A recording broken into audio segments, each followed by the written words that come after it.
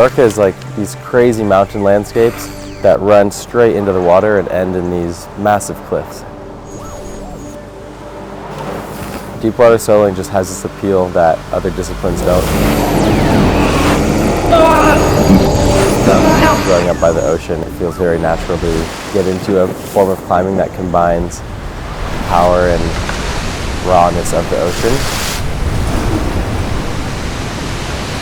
And they really come together to form this beautiful discipline. Compared with normal climbing, in deepwater soloing, I think there's a lot more potential to climb poorly.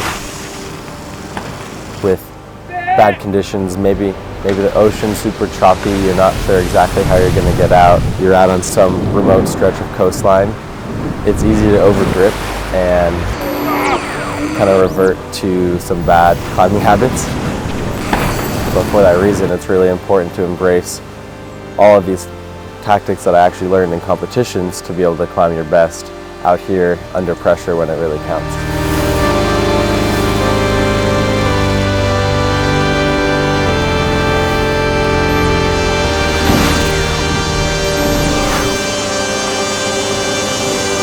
This year I really embraced trying a bunch of different disciplines within climbing, tons of different competition formats,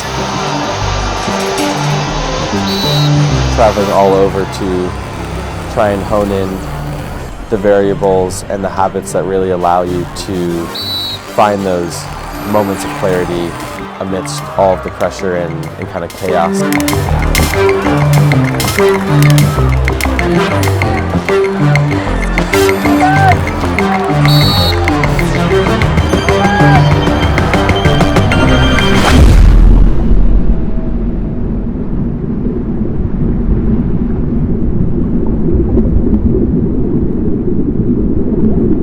The goal of this Mallorca trip was to, one, kind of reset from those calm mindset moments and those moments of really intense energy and intense pressure.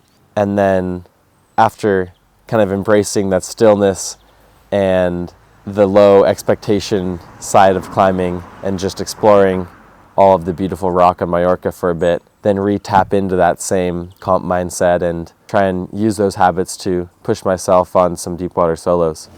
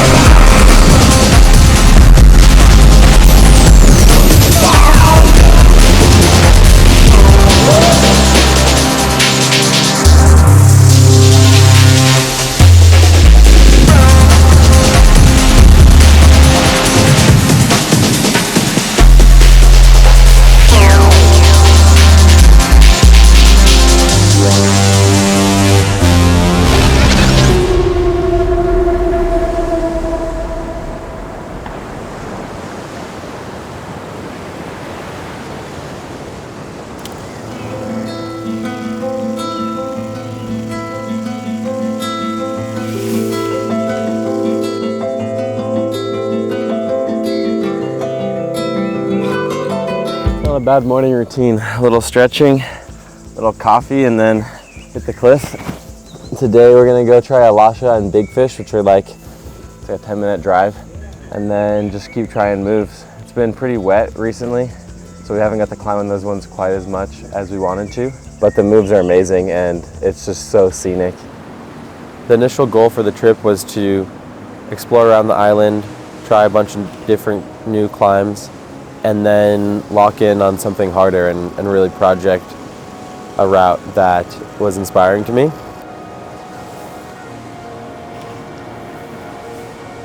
I know I have a lot to learn from staying focused on one route that's really at my limit and seeing that whole process through.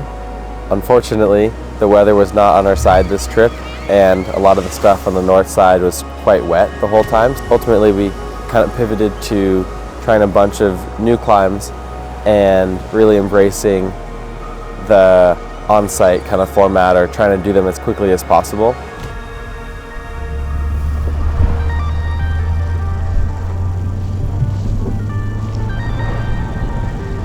This new cliff that Sharma brought me to last year, actually, it's this beautiful little cove with this island kind of protecting it so it breaks up all the big waves. And it's about a 60-foot wide cliff with 5 or 6 different lines. The energy around that cove was really special.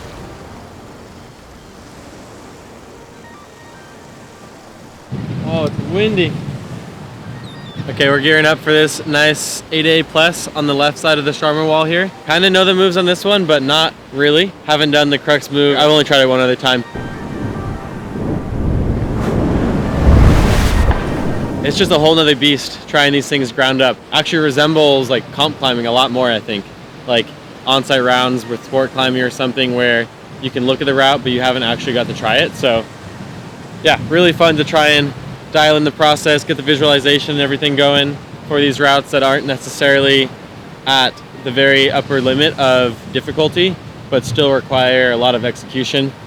And the pressure to not fall is definitely there, just in terms of getting wet, then drying off, then traversing in, and that whole process is just a lot longer, so you only get a couple of good attempts each day, so you got to make them count. You start climbing up these really steep 3-dimensional features.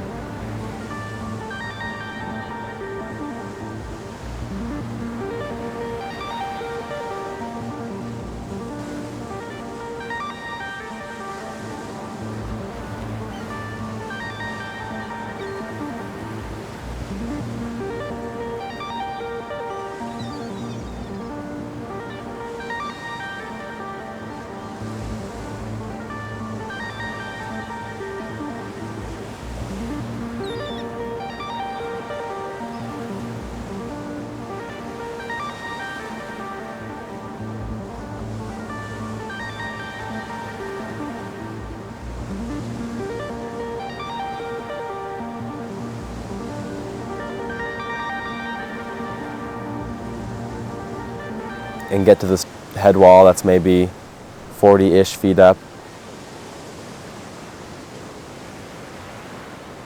And then climb another 20 to 30 feet of decent rock, but you're conscious that if a hold broke, it wouldn't be a great fall.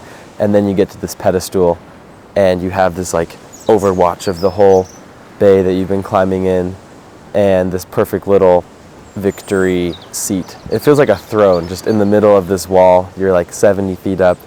You've just climbed this amazing route, and then you got to figure out how to get down. You got 2 options. You got to take the plunge or traverse out some less than ideal rock at like 80, 90 feet. So you can probably guess which one I took.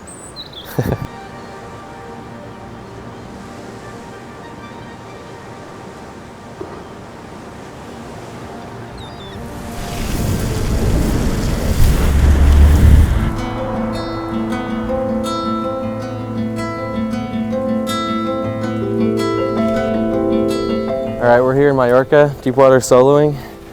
You know, super pretty ocean, island vibes, sunshine. No, it's been pretty wet, so we retreated to this cave, Sector Hueva, or something that sounds similar to that. And we're doing a little sport climbing. We're just gonna play around, pull on some moves.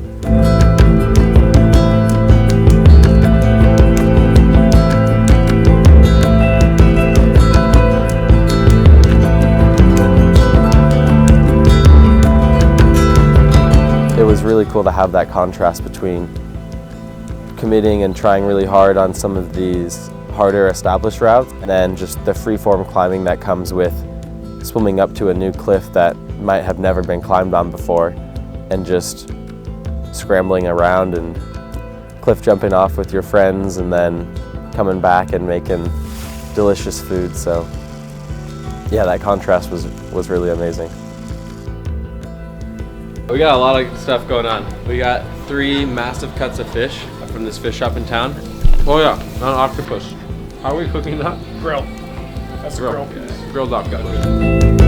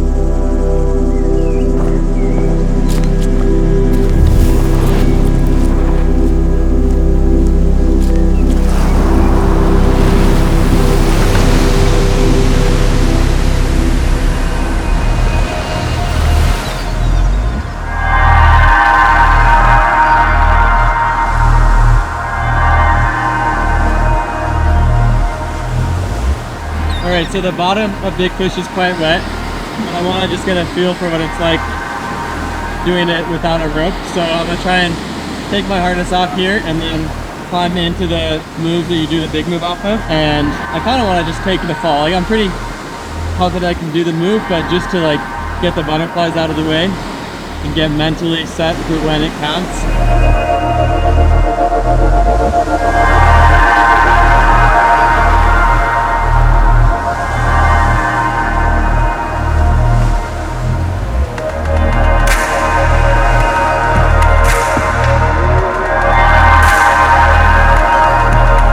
Holy, dude, that's so crazy.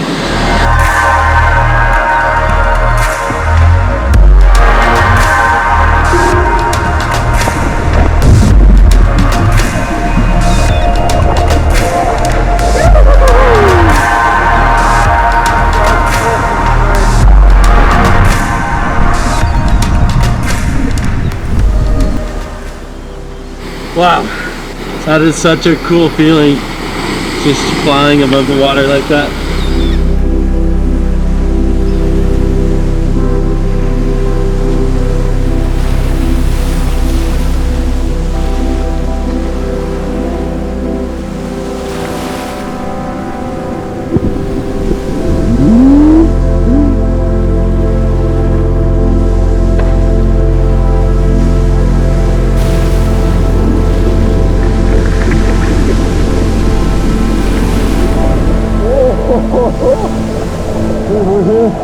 At the dragon's mouth.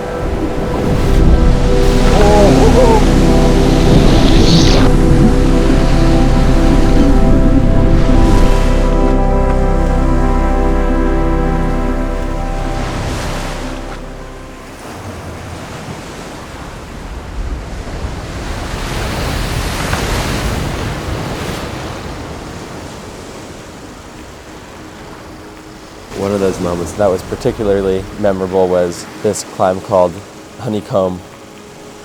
After traversing for about 100 feet to get into this wall from the side, you're left on this little perch about 3 feet above the water, and it kind of feels like this whole cove is this one big moving bathtub, because there's this perfect little rock that breaks up some of the bigger waves, and then there's just swell kind of coming in from all directions and lapping at your feet, basically. So you have a second to sit there, kind of look out to this beautiful landscape, slow down, visualize what this climb is going to feel like, what the holds are going to feel like, and then you start climbing it.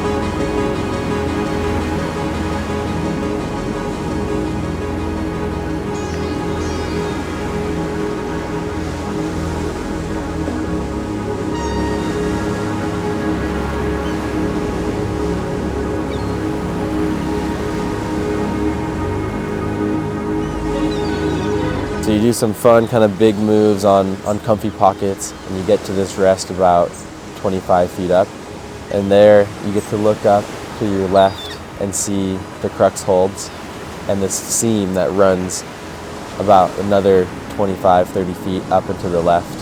So you look at that seam, and then it's time to really flip that switch and get locked into that try hard mode. From that jug, you get set up on these two pretty good slopers and then go left hand into this crimp, but it's kind of like an undercling and kind of slopey, so you don't feel very secure on it. You kind of walk your feet, do this awkward cross to this blocked crimp in the back of the seam, and then kind of spin around and hit this decent little shelf rail thing also in the seam. From there, that's where the business really starts, and you cross into another blocked seam that's kind of around this corner, so it's a little awkward to fully weight it, and then hit this really bad sloping pinch, pull on this high left foot, get your right foot pasted on this pretty bad smear, and do this huge left hand move up to this vertical pinch that's just hanging like off of a ceiling, if you can imagine.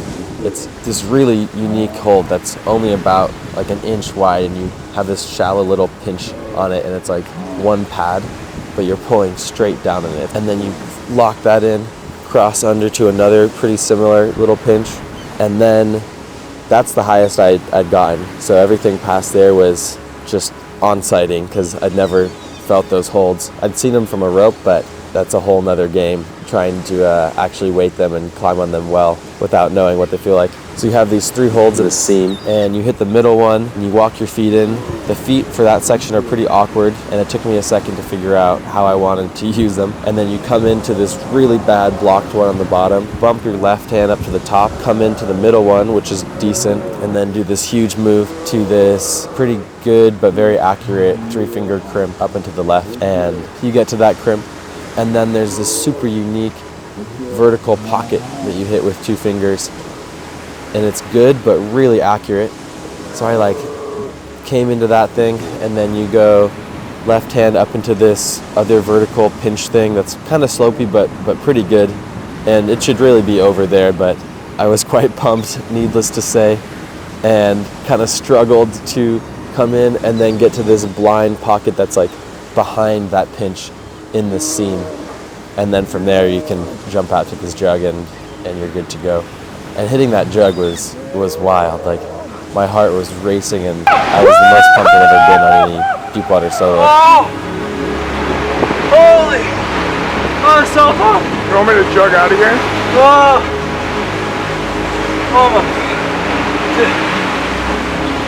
I was so blasted.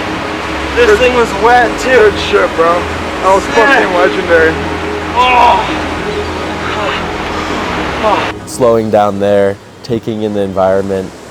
Marco was right there filming, and yeah, it's just a crazy energy to try and digest and embrace, because you still have another 20 feet of easy climbing, but I'd never done that before, and I wanted to be sure I was going to make it to the pedestal. Got to the jug, took a second to calm down, and then topped it out to the ejector seat and took it all in.